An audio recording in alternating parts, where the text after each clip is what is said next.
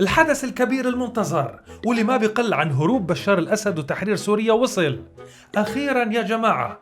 الاعتذار العظيم وصل من حضرة الفنان نجم الشاشة السورية والعربية المعذب في حبه لبشار، المبدع الكبير باسم ياخور. فأنا أعتذر منه اعتذار صادق من القلب وبقول له أنا آسف. لك إيه باسم، هذا اللي كان ينقل أخبار الفنانين لماهر الأسد مثل النشرة الجوية اليومية، وهو نفسه اللي ما رح يكون حدا لطيف بس تنجاب سيرة بشار الأسد بالعاطل. ما حدا بيقرب على شخص الرئيس بالنسبة لي. أنا لا، إذا بده يتقرب على هذا الموضوع بدي ما أكون حدا عندك ولي، بدي ما أكون حدا لطيف. لك إيه باسم، واللي اتخذ من المدن السورية المدمرة لوكيشنات تصوير لمسلسلاته اللي بتعملنا خارجين عن القانون وزعزعة أمن الوطن.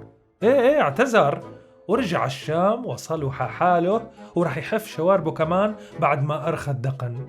اعتذر وتأثر وشوي تانية كان رح يبكي وصور حاله إنه البطل اللي تحمل ما تحمله أسعد الشيباني ومرهف أبو قصرة. الزلمة كان متحمس شوي لبشار، يعني مو شوي بس 14 سنة. فيا جماعة سامحوه واغفروا له وعفوا عنه ورجعوا تصوروا معه سيلفي وحطوها على بروفايلاتكم واكتبوا مع الفنان المبدع باسم ياخور. انتو جماعة صبورين وعندكم تاريخ من التحمل، نزوح ومخيمات وغربة، فسامحوه. بعدين البلد بحاجة بناء وبحاجة للخبرات والكفاءات. يعني بكرة مثلا وقت بدنا نعمل مسلسل نخلد نضال السوريين ومظاهراتهم وثورتهم، من وين بدنا نجيب فنانين يقدروا يجسدوا هاي الشخصية؟ مين بده ياخد دور الثائر البطل اللي انهدم بيته وتهجر لكل بلاد العالم وسكن بالخيام وصبر وحرر البلد؟ من وين بدنا نجيب فنان يقوم بهذا الدور؟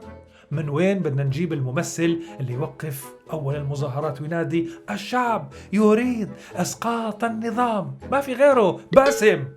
البلد بحاجة وبلشت تتعمر وصار فيها فرص ومغريات. مشروع بوابة دمشق الإعلامي بمليارات الدولارات لإعادة سوريا إلى خريطة الفن العالمي.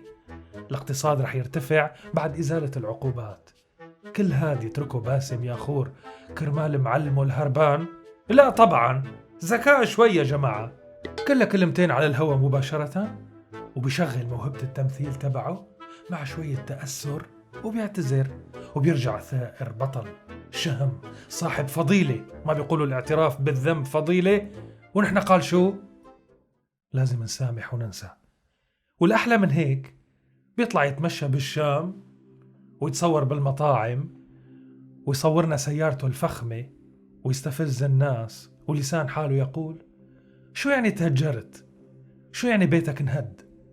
شو يعني لسه مو قادر تشوف بلدك؟ ليكني أنا رجعت على الشام بعد غربة 2-3 وانت بعدك بالخيمة ومهجر وتدور على مين يعمر لك بيتك. لو لسه بيقول كلنا غلطانين، لا حبيبي، مو كلنا غلطانين، مو كلنا جواسيس على بعض، ومو كلنا طلعنا نبرر لطاغية بحجة أنا فنان وبدي أعيش.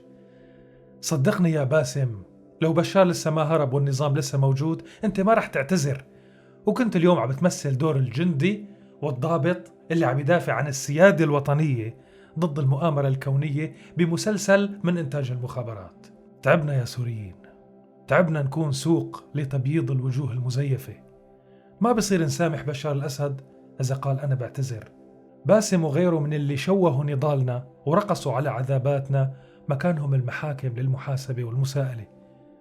وكلمة آسف ما بترد لأم ابن المغيب لسنين وما نعرف مصيره، ولا بيت المدمر، ولا عمرة اللي قضته نزوح وقهر. باسم مو حالة فريدة للأسف. باسم مشروع استثمار بمشاعر الناس الطيبة، بذاكرتهم، بألمهم، بحقهم اللي ما لازم يضيع.